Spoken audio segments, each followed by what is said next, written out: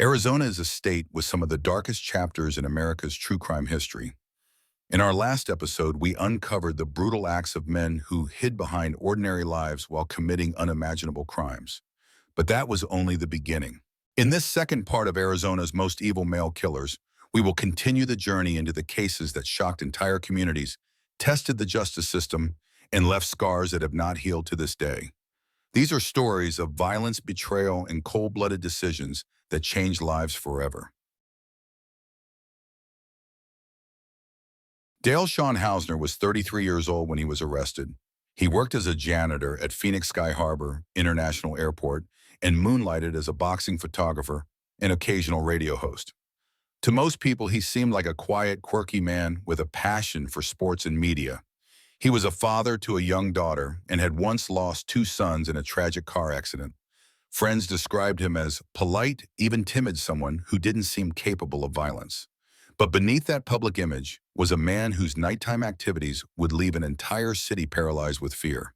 Hausner's background wasn't marked by overt trauma, but there were signs of emotional instability. The loss of his sons in the mid-90s deeply affected him. He told friends he had lost his whole family in that crash. Over time, he withdrew from social circles, stopped attending boxing events, and became increasingly isolated. Around the same period, he began associating with Samuel Diedemann, a drifter with a long history of petty crimes and alcohol abuse. Diedemann had recently been kicked out of his mother's house and was spiraling. Hausner let him move in rent-free. According to Hausner, Diedemann had low self-esteem and craved attention, but investigators would later argue that both men shared a darker impulse, the thrill of random violence. Between May of 2005 and August of 2006, Phoenix, Arizona was gripped by a series of drive-by shootings. The attacks were random, often targeting pedestrians, cyclists, and even animals. Victims were shot without warning, usually late at night. The shooters operated from a moving vehicle, striking quickly and disappearing into the darkness. In total, 6 people were killed, at least 18 others wounded, and multiple dogs and horses shot. The city was terrified. Families stayed indoors. Neighborhood watch groups multiplied. Police launched a massive task force suspecting not one, but 2 serial predators, the serial shooter and the baseline killer, were operating simultaneously. The breakthrough came in early August of 2006. A tipster named Ron Horton told police that Diedemann had bragged about shooting people, calling it RVing, short for random recreational violence. Police placed both men under surveillance and arrested them outside their apartment in Mesa. Inside, they found firearms, ammunition, a map marked with shooting locations, and a collection of news clippings about the crimes. Hausner's daughter was present during the arrest. The trial revealed chilling details. Diedemann testified that he and Hausner would cruise the streets late at night looking for strangers to shoot. He claimed Hausner expressed hatred toward prostitutes and homeless people, though no clear motive was ever established. Hausner denied involvement, suggesting Diedemann may have used his car while he slept. But the evidence was overwhelming. In March of 2009, Hausner was convicted of 80 out of 86 charges, including 6 counts of first-degree murder, 18 attempted murders, and multiple counts of aggravated assault, animal cruelty, and arson. He received 6 death sentences. During sentencing, Hausner told jurors they should put him to death to help the victims' families heal. He refused to plead for leniency and compared himself to Charles Manson, saying, "When you think of Manson 50 years from now, you'll think of Hausner. He never confessed to the crimes." In June of 2013, Dale Hausner was found dead in his prison cell. The autopsy revealed he had overdosed on amitriptyline, an antidepressant. His death was ruled a suicide. What drove Dale Hausner to turn the streets of Phoenix into a hunting ground remains unclear. Was it grief, delusion, or a craving for notoriety? He left behind a trail of victims, a city traumatized, and a legacy that still haunts Arizona. And perhaps the most chilling part is this: he never showed remorse. Not once. James Cornell Herod was 34 years old when he was sentenced to death in Maricopa County, Arizona. At the time of the crime, he was known as a quiet, unassuming man with no prior criminal record. He worked various jobs and lived a relatively low-profile life. But beneath that exterior, investigators would later uncover a chilling connection to one of Phoenix's most notorious murders. Herod's upbringing was marked by emotional instability. He endured mental abuse from his father, who struggled with alcoholism. His parents divorced during his childhood, and Herod's early years were shaped by a fractured family dynamic. Despite these challenges, he managed to build a life that on the surface appeared stable. He had educational accomplishments, a reputation for good conduct, and was known to be devoted to his family. But something shifted, and that shift would prove fatal. In the early morning hours of April 1st, 1988, Jean Tavrea, a well-known socialite, was found dead in her Paradise Valley home. She had been shot 5 times in the head while she slept. The crime scene was unsettling. A kitchen window had been removed, drawers from a jewelry case were scattered, and her purse had been dumped out on the counter. Yet the rest of the house remained untouched. It was a surgical intrusion calculated quiet and devastating. The investigation stalled for years. But in January of 1994, an anonymous tipster watching a television program recognized the voice of a man named Gordon Phillips on Jean's answering machine. That voice they claimed belonged to James Herod. Months later, another tip led police to Herod's ex-wife, Ann Costello. What she revealed unraveled the mystery. Ann told investigators that Herod had confessed to being hired by Jane's stepson, Ed Tovria Jr., to carry out the murder. The motive, a $4 million inheritance tied to a trust that would pass to Ed Jr. and his siblings upon Jean's death. Herod had posed as Gordon Phillips to interview Jean before the murder. On the night of March 31st, he told Ann he was going to supervise the hit. When he returned the next morning, he said simply, "It's done." Evidence mounted quickly. Herod's fingerprints matched 18 prints found at the scene. Bank records showed large money transfers from Ed Jr. to Herod. Phone records confirmed contact between the two. Ann described receiving FedEx boxes filled with cash and said Herod had kept Jean's jewelry and credit cards before burying them in the desert. Herod was arrested on September 14, 1995. In November of 1997, a jury convicted him of both premeditated and felony murder. He was sentenced to death the following May. The Arizona Supreme Court upheld the conviction, but in light of the United States Supreme Court's Ring decision, the sentence was vacated and remanded for resentencing. During the new penalty phase in 2005, Herod's defense presented a range of mitigating factors: his lack of criminal history, the emotional abuse he suffered as a child, his good behavior during incarceration, and the impact his execution would have on loved ones. But the jury found that the aggravating factor of pecuniary gain outweighed all else. On October 12th, they recommended death. 2 weeks later, Herod was sentenced to lethal injection. No charges were ever brought against Ed Tovrea Jr. James Herod never publicly expressed remorse. And while the money trail painted a clear picture, the emotional void left by Jean's death remains immeasurable. One lingering question haunts the case: was Herod merely a hired hand, or did something deeper drive him to pull the trigger?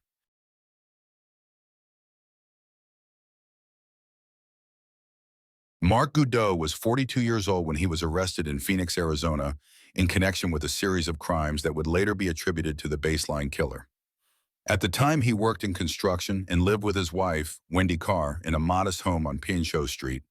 To neighbors, he was friendly, quiet, and hardworking, a man who kept his lawn immaculate and waved to passers-by. He had been out of prison for just 2 years after serving 13 for aggravated assault and armed robbery. Despite his criminal past, those close to him believed he had turned his life around. Gudau came from a large family of 13 children. His upbringing was marked by instability, substance abuse, and strict discipline. His mother died when he was 12, and the siblings were left to raise each other. Several of them would go on to serve time in prison. Gudau showed promise in sports during high school, but never graduated. His early adulthood was troubled. He was accused of rape at 18, charged with trespassing and driving under the influence in his 20s, and eventually convicted for a brutal assault involving a barbell, a bathtub, and a shotgun. He blamed his behavior on a crack cocaine addiction. After his release in 2004, Gudau seemed to settle into a quiet life. But beneath the surface, something darker was stirring. Between August 2005 and June 2006, Phoenix was terrorized by a string of violent crimes. Women were abducted, assaulted, and murdered often while going about their daily routines. The killer wore disguises, struck at night, and left no clear motive.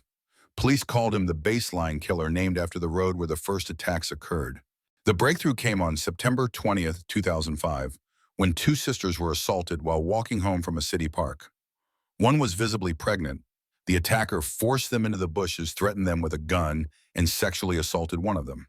He told them not to look at his face and rub dirt on their skin to erase evidence. DNA collected from the scene would later match Mark Gudau. On September 4, 2006, police arrested Gudau. A search of his home revealed a ski mask and a realistic toy handgun. He was charged with 19 counts related to the assault of the sisters and sentenced to 438 years in prison. But the investigation didn't stop there. By December, police had formally linked Gudau to the full baseline killer case. He was indicted on 74 charges, including 9 counts of first-degree murder, 15 sexual assaults, and 11 kidnappings. The victims were mostly women killed while leaving work, washing their cars, or waiting at bus stops. Ballistics and DNA evidence tied him to multiple scenes. Prosecutors announced they would seek the death penalty. The public was stunned. Gudau's wife insisted he was innocent. Neighbors described him as gentle and polite. Some believed he had been framed. But the evidence was mounting, and the city wanted justice.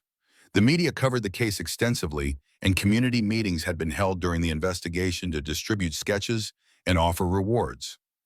The fear that had gripped Phoenix for over a year was finally beginning to lift. Psychological evaluations suggested Gudau may have had a split personality. His crimes showed signs of planning control and emotional detachment.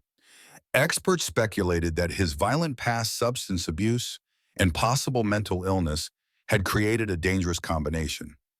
But Gudau never confessed. He maintained his innocence even as the charges piled up. In the end, the man who neighbors called sweet and hardworking was accused of being one of the most brutal serial offenders in Arizona history. Whether he was a monster hiding in plain sight or a victim of mistaken identity, the court would decide. But one question still lingers. How does someone live 2 lives so convincingly, one in the light and one in the shadow?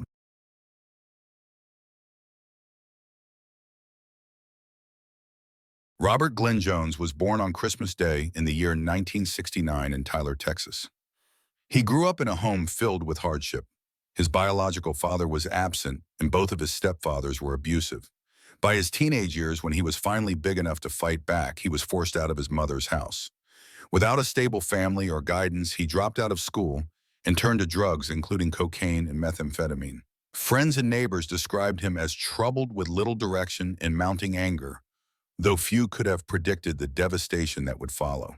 The triggers for his descent into violence were a mixture of poverty, addiction, and resentment. Jones spent much of his young adulthood drifting, accumulating criminal behavior, while never building a steady career or positive relationships. By the mid-1990s, he had already been in trouble with the law, was on parole, and was known for volatile behavior. His broken family life and dependence on drugs seemed to create a dangerous mix that would soon spill into extreme violence. The crimes began in Tucson, Arizona on May 30th, 1996. Alongside his accomplice, Scott Nordstrom Jones entered the Moon Smoke shop. Without hesitation, Jones shot a customer in the back of the head. He fired at employees hiding behind the counter, injuring one while another fled unharmed. Meanwhile, Nordstrom chased an employee into a back room, forcing him to lie face down before executing him with 2 bullets. They escaped with money, aided by a lookout, David Nordstrom, Scott's brother. Only 2 weeks later, on June 13th, Jones and Nordstrom struck again at the Firefighters Union Hall. Jones ordered 3 customers to bend over the bar, then executed each of them with single shots to the head. Nordstrom shot the bartender when she could not open a safe. Cash and a wallet were taken, leaving behind 4 lifeless bodies. These cold, calculated murders spread terror through Tucson. Later that summer, Jones was also linked to another killing in Phoenix, where a retired newspaper executive named Richard Rowles was bound with tape and shot. The investigation broke open when David Nordstrom came forward. Initially implicated himself, David struck a deal testifying that Jones and his brother Scott were the true killers. Physical evidence was limited, but witness descriptions, stolen credit cards used recklessly, and surveillance photos tied Jones and his accomplices to the crimes. Jones and Scott Nordstrom were both sentenced to death in December of 1998. Another accomplice, Stephen Coates, received life in prison for his role in the Phoenix murder. Psychologically, Jones represented the classic portrait of a man shaped by a violent upbringing, substance abuse, and a lack of remorse. Even facing death, he denied responsibility for the Tucson murders, claiming mistaken identity. Yet he admitted to involvement in the Phoenix case. He showed little emotion at trial and later at his execution. When offered a final meal, he refused anything special, saying it was just another day. His last words before the lethal injection were a message to his friends and family: love and respect my family and friends, and I hope my friends are never here. He gave no apology, no remorse. On October 23, 2013, Robert Glenn Jones was executed by lethal injection at the Arizona State Prison in Florence. For many of the victims' families, it ended a wait of nearly 17 years. Some called it justice. Others said it could never heal the wounds left behind. Witnesses described him slipping quietly into death, in stark contrast to the terror and brutality of his crimes. Robert Glenn Jones leaves behind a legacy of shattered lives and unanswered questions. His story is a chilling reminder of how broken homes, unchecked anger, and reckless choices can converge into unimaginable violence. Shawn Ryan Grell was 30 years old when he was sentenced to death for the murder of his 2-year-old daughter, Kristen Salem. At the time, he lived with Kristen, his girlfriend Amber Salem, and her parents in Phoenix, Arizona. Grell had a troubled past marked by instability, violence, and emotional volatility. His upbringing was chaotic. As a child, he killed the family cat, set fire to their dog, and even burned down their home. Diagnosed with borderline intellectual disability, his IQ was estimated between 70 and 80. He spent much of his youth in juvenile facilities, accumulating a record of assaults, thefts, and disorderly conduct. Despite his criminal history, Grell tried to build a life. He found a steady girlfriend, became a father, and moved into Amber's family home. But his inability to hold a job created tension. By late 1999, he had once again lost employment, and Amber's parents were threatening to evict him. On December 2nd, after a tense conversation with Amber, Grell picked up Kristen from daycare, signed her out using Amber's name, and took her to McDonald's. They ate in a parking lot, then drove around looking at Christmas lights. Kristen began to cry, asking to see her mother. Grell slapped her. She apologized. Then she cried again, and Grell snapped. He drove to a department store and purchased a red plastic gasoline container. After filling it at a nearby station, he wandered the desert for nearly an hour until he found a drainage ditch. Kristen was asleep. Grell laid her in the dirt and told her, "Mommy's here. Let's lay down." Then he poured gasoline over her small body. Kristen woke up, screamed, "No, Daddy, no!" But Grell struck a match and threw it. Kristen ran in circles, engulfed in flames, her feet stomping in agony. A melted barrette ran down her face. She collapsed face first in the dirt. Grell watched. Then he drove away. Over the next several hours, Grell drank beer, visited convenience stores, and was pulled over twice by police for suspected drunk driving. He joked with officers, even recommending a lingerie bar. He never mentioned Kristen. But 2 days later, guilt overtook him. Grell walked to the state capitol and used a call box to confess. He told Capitol Police he had killed his daughter and described where to find her body. Investigators found Kristen's remains exactly where Grell said. Her body was burned beyond recognition. The only part untouched was the soles of her feet, evidence at the scene: tire tracks, shoe prints, melted objects, and a gas container with Grell's fingerprints confirmed the horror. Grell waived his right to a jury trial and pled guilty to first-degree murder. In July of 2001, Judge Barbara Jarrett sentenced him to death, citing 3 aggravating factors: a prior conviction for a serious offense, the especially cruel and depraved nature of the crime, and the age of the victim. It was the only death sentence Judge Jarrett ever handed down in her 12-year career. But the legal battle didn't end there. In response to 2 rulings by the United States Supreme Court, the Arizona Supreme Court vacated Grell's sentence in 2006. The case was remanded for resentencing by a jury, as only jurors, not judges, could determine aggravating factors. The court also considered whether executing someone with intellectual disability violated the 8th Amendment's ban on cruel and unusual punishment. During the resentencing, defense attorneys argued that Grell had been diagnosed as mentally retarded since grade school and suffered from a cognitive disorder that impaired impulse control. Prosecutors countered that the crime's brutality demanded the harshest penalty. In July of 2009, a jury agreed. They sentenced Grell to death by lethal injection. Kristen's mother wept as the verdict was read. Jurors cried. And Kristen's grandmother said, "It's been a long 10 years, but it's worth the wait." Shawn Grell's story is one of deep psychological unraveling. A man shaped by trauma, consumed by rage, and ultimately undone by his own conscience. But the final image that lingers is not his confession, nor the courtroom drama. It is the haunting memory of a child's final words, "No, Daddy, no." These cases remind us that evil can exist in plain sight, often where we least expect it. Arizona's history is filled with crimes that are as haunting as they are unforgettable. If you found this video insightful, don't forget to subscribe to the channel, leave a comment sharing your thoughts, and hit the like button to support more content like this. And if you'd like to see us continue this journey, stay tuned because part 3 of Arizona's most evil male killers may be coming soon.